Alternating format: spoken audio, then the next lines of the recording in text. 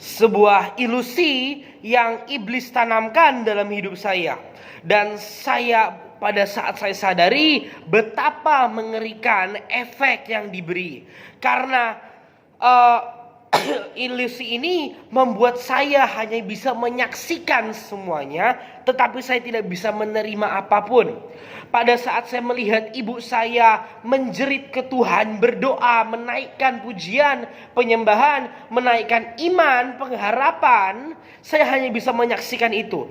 Pada saat saya melihat bapak saya yang bekerja begitu keras, banting tulang, saya hanya bisa menyaksikan tanpa bisa menerima apa-apa, tanpa iman dalam melakukan sesuatu. Tidak punya iman untuk mengikuti mereka. Karena sesungguhnya jiwa saya sudah dipuaskan dengan dunia. Sehingga saya berusaha mencari, adakah sebuah jalan yang bisa menarik dunia fantasi ini dari pikiran saya, dari alam bawah sadar saya. Dan saat saya lihat kembali, saya sadar ada sebuah jalan, yaitu jalan yang bernama didikan dan bimbingan. Pada saat ibu saya itu pernah sempat satu kali imannya itu mentok, sehingga imannya itu bentar, sehingga pergerakan itu menjadi cukup lambat pada saat itu.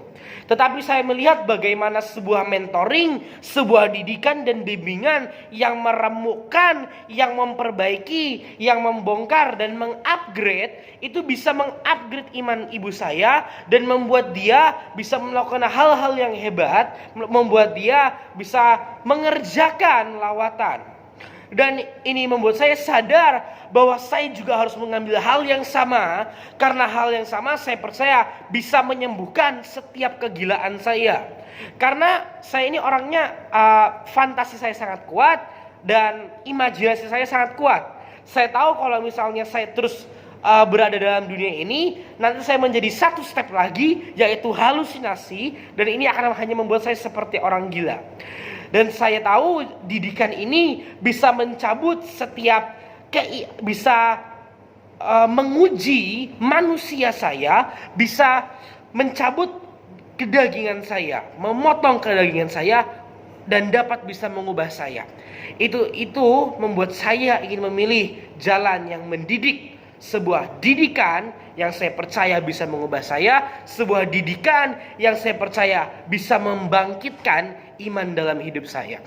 Dan saya tahu mungkin teman-teman juga bisa mulai ambil jalan itu. Ambil proses iman bersama Tuhan. Ambil sebuah jalan yang membangkitkan imanmu, yang membuat engkau berapi-api, terbakar-bakar. Supaya kita bisa terus jalan dan lari sampai garis akhir. Kita pasti mau didapati menjadi orang-orang yang dengan iman, dengan kuat pada sampai garis akhir. Karena 1 Petrus 1 ayat 5 mengatakan, yaitu kamu yang dipelihara dalam kekuatan Allah karena imanmu, sementara kamu menantikan keselamatan yang telah tersedia untuk dinyatakan pada akhir zaman. Itu berarti hanya orang-orang yang memiliki iman yang bisa sampai pada garis akhir, yang bisa melewati ujian yang akan diberikan Tuhan. Kalau kita tidak memiliki iman, kita tidak akan pernah punya trust level sama Tuhan. Makanya ayo belajar dan ayo kita mulai terima, mulai ambil jalan iman. Ini sharing saya. Sekian, terima kasih. Shalom, nama saya Joel dan hari ini izinkan saya sharing sebentar saja tentang yang namanya membedakan realita dari fantasi. Sebuah problema yang saya hadapi, sebuah hal yang terdengar simpel, tetapi efeknya ini sangat berdampak di banyak anak muda di zaman sekarang. Saya berharap kesaksian ini bisa bermanfaat bagi teman-teman, bagi saudara-saudara sekalian.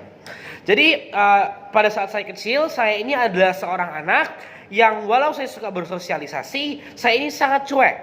Dan saya juga pada saat itu tidak terlalu akrab, tidak terlalu dekat dengan anak-anak di lingkungan saya. Karena cara bermain, cara bergaul, topik pembicaraan, selera yang berbeda, sehingga walaupun kadang saya merasa di tengah banyak orang, saya itu tetap merasa asing, tetap merasa berbeda dari mereka. Dan hal ini membuat saya itu ingin mencari sebuah tempat di mana saya bisa mengekspresikan semua kekanak-kanakan saya, semua hal yang saya penasari. Dan karena itu saya menciptakan sebuah dunia imajinasi, sebuah imaginary world. Karena dalam dunia ini kita itu bisa menciptakan apapun yang kita mau.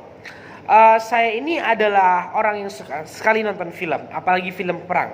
Dan pada waktu saya anak-anak, setiap kali saya habis nonton perang, saya akan menggambarkan setiap senjata, setiap tembak, setiap pedang. Dan habis itu saya akan membuat skenario di kepala saya, entah itu zaman berapapun. Yang penting saya membuat skenario dan saya mengikuti jalan skenario itu. Saya mengikuti cerita itu sambil bermain. Sampai kadang itu orang ketawa lihat saya. Karena aneh gitu loh. Ada anak main-main sendiri, ngomong-ngomong sendiri gak jelas. Tetapi dalam versi saya itu sedang melawan perompak-perompak jahat. Saya sedang mengalahkan dan menuntaskan dan menaklukkan sebuah dunia baru. Dan itu adalah yang ada di gambaran saya. Dan ini adalah tempat saya bermain saat saya kecil. Tempat bermain saya yang tanpa batas, tanpa boundaries. Karena saya bebas untuk mengekspresikan apa yang saya mau. Sebagai seorang anak dengan orang tua yang berjalan dalam dunia pendidikan, pada saat saya beranjak remaja, semuanya itu berbeda. Saya itu tidak lagi bermain dalam dunia imajinasi saya lagi. Sebagai seorang anak remaja, apalagi orang tuanya kepala sekolah, maka pasti ada tuntutan. Secara langsung dan tidak langsung, ada tuntutan yang diberikan kepada saya. Ada tuntutan bahwa saya harus berprestasi, nilai bagus, menang lomba, dan segala macam. Dan pada saat saya tidak bisa memenuhi semua ini, saya berlari ke dunia fantasi saya. Nah, dalam dunia fantasi saya ini, saya akan membalikan semua yang saya tidak bisa lakukan di dunia nyata. Setiap kali saya gagal ujian, maka dalam fantasi saya berhasil. Setiap kali saya mungkin diejek, setiap kali saya dibilangin tidak berguna, maka di fantasi saya akan menjadi orang yang sangat berpengaruh dan penting, dan saya membalas orang-orang yang mengejek saya. Setiap kali saya gagal dalam memenangkan sebuah lomba, dalam fantasi saya akan mengomel dengan diri saya yang lain, bagaimana harusnya saya yang memenangkan lomba itu. Dan awalnya itu hanya seperti itu. Setiap kali saya tidak bisa memenuhi tuntutan, maka saya akan berlari menyelesaikan emosi saya dalam dunia ini. Tetapi pada saat masalah-masalah mulai datang, pada saat trauma-trauma mulai datang dan kesakitan-kesakitan yang dibawa oleh kehidupan, fantasi ini mulai menjadi sebuah tempat pelarian. Setiap kali saya gagal dalam melakukan sesuatu, setiap kali saya merasa tidak berguna, maka saya akan ke dunia fantasi, di mana di dunia fantasi saya akan bekerja dan membangun sebuah usaha. Karena di sana saya merasa berguna. Setiap kali orang tua saya bertengkar, setiap kali saya gagal dalam melakukan sesuatu, saya misalnya gagal menang lomba dalam main bola, apa segala macam, maka dalam dunia fantasi saya akan balikkan itu semua seolah-olah itu berhasil. Dan hal ini menjadi sebuah tempat pelarian bagi saya, karena bukan hanya ini seolah-olah membalut saya, ini juga mengisi kekosongan jiwa saya. Setiap kali misalnya saya melihat teman-teman saya, atau dalam sosial media saya melihat hal-hal barang-barang mahal, mobil mewah, rumah mewah yang tidak bisa saya nikmati, belum bisa saya nikmati, maka saya akan ke dunia fantasi. Karena dalam dunia fantasi saya bisa menjadi famous, saya bisa menjadi powerful, saya bisa menjadi kuat, dan saya bisa menjadi apa saja. Dalam dunia fantasi, seseorang itu bisa menjadi apapun, kapapun, dan dimanapun secara gratis. Tetapi banyak orang itu lama-lama terjebak dalam dunia ini. Sama seperti saya lama-lama terjebak dalam dunia ini, dan ini membutakan saya dari arti iman yang sesungguhnya. Untuk memiliki iman, kita harus melewati sebuah proses. Bahkan yang paling simpel, kalau mau sembuh dari sakit cepat, kita harus punya iman bahwa kita akan sembuh. Kalau kita percaya kita akan sakit terus, ya kita akan sakit terus. Tapi kalau kita punya iman kita akan sembuh, maka kita akan sembuh.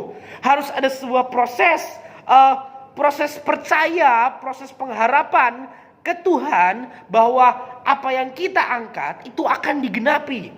Tetapi dalam fantasi, apapun yang kita mau itu akan langsung ada, langsung digenapi. Dan ini membuat kita yang sudah kosong mengisi kekosongan jiwa kita dengan dunia yang membuat kita tambah kosong. Padahal harusnya kita itu mengisi dunia kita itu mengisi jiwa kita dengan Tuhan. Orang yang terjebak dalam fantasi itu menurut saya tidak ada bedanya sama orang yang terjebak dalam narkoba. Orang yang narkoba kan mereka perlu terus mereka perlu terus menggunakan. Orang yang merokok perlu terus merokok sehingga mereka sampai berhalusinasi. Tetapi orang yang berfantasi baru sampai fantasi, ya mereka perlu ke dunia fantasi. Karena itu adalah tempat di mana mereka bisa keluar dari semua masalah, mereka bisa mengisi kekosongan jiwa mereka. Dan itu adalah sesuatu problema yang saya hadapi. Dan ini juga sama. Banyak anak muda saat sudah capek, lelah menghadapi dunia, kita lari ke dunia digital, kita lari ke dunia maya, dan kita hanya bermain-main di situ terus. Tetapi ini semua membutakan kita dari arti iman yang sesungguhnya, membuat kita tidak mengerti. Bahkan pada saat saya ditanya, apa itu arti iman? Saya sama sekali tidak mengerti. Dan saat saya sadar dampak yang dibawa ini itu begitu sangat mengerikan. Secara fisik saja,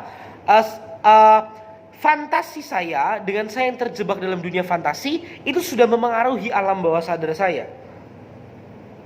Sehingga saya itu orangnya jadi berlambat-lambat, saya itu orangnya jadi sangat susah berkonsentrasi. Untuk mendengarkan dan melakukan sebuah perintah harus berulang-ulang. Karena sudah berada dalam dunia fantasi. Dalam dunia fantasi, semua pekerjaan yang diberi ya udah kelar. Jadi waktu mau kembali ke realiti kerjaan rasanya kok lama banget. Ya karena kita terlalu dipuaskan. Itu yang saya alami, ya.